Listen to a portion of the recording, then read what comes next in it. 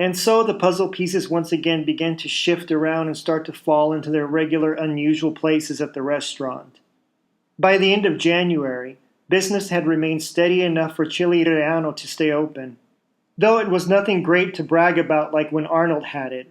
But I gave Concha credit, because I saw that she was trying to please all of her customers by meeting their individual needs.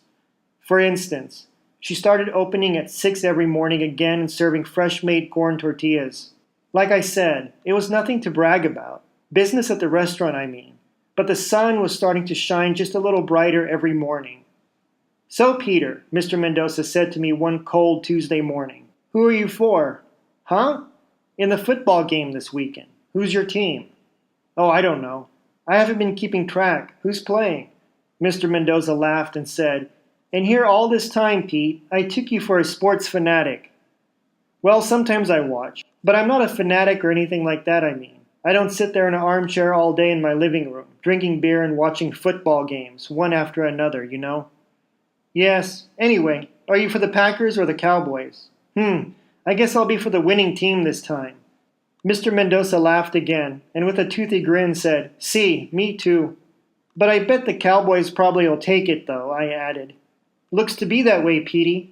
They're 13.5-point favorites," Mr. Mendoza replied, crunching up his newspaper and sticking it underneath his left arm. "Leaving?" I asked him. "Yes, once again, it's time for this old-timer to return to my old prison, the bank." He grinned at me. He slowly began to stand up from his chair, crinkled his eyebrows, and said, "But wait, how silly of me to forget what I was going to ask you earlier, Pete." "What is it, Mr. M?" He slowly sat back down in his chair, curled up his newspaper one more time, and said, "Let me see, Pete. Now, what was it? I'll remember it in a minute." He set the rolled-up newspaper down on the table. He appeared ready to speak, then decided against it. I couldn't tell what he was going to say next, until he finally said it, but I did understand what he meant by it. "Pete, tell me, do you know anything about the history of the names around here?" I thought on it for a minute, then said, "I don't think I fully understand what you mean, Mr. M." He cleared his throat and said, "Names, like Johnny's, or Loopy's, or even Louis Munoz's, the banana man's name." "Oh, I think I know what you're getting at, Mr. M. Yes. How or who people got their names from, see?" I stared into the caramel warmness of my coffee cup and began to think to myself, but my thinking cap refused to turn on. I looked over at one of the newer waitresses as she walked around the table serving people.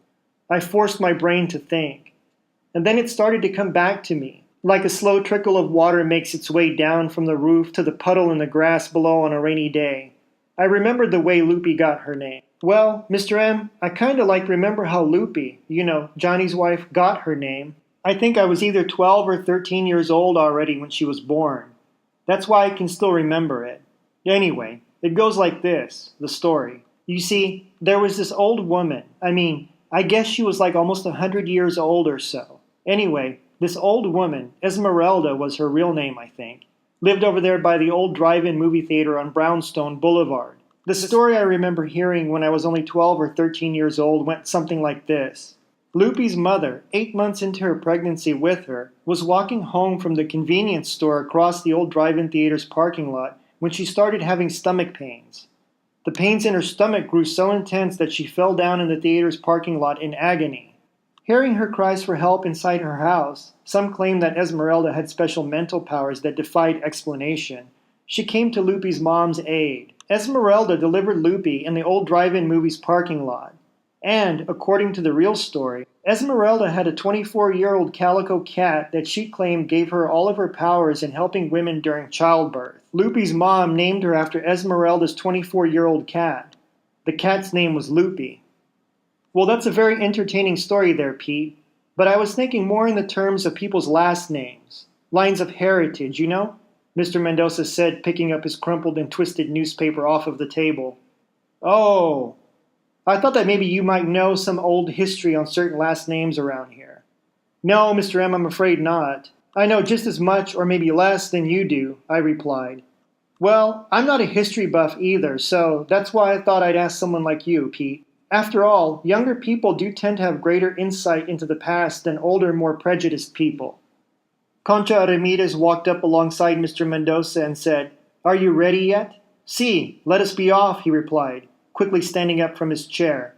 "Well, Pete, my ride's here. Remember what I said about not buying a planet. See you tomorrow," he said with an almost embarrassed look upon his face. "Yes, sir. I've never bought a planet or a farm." I almost stuttered and spit out my coffee when I said this, but I somehow found the strength to control the muscles in my throat and the air from coming out from my lungs. They walked out the door arm in arm and apparently heart to heart.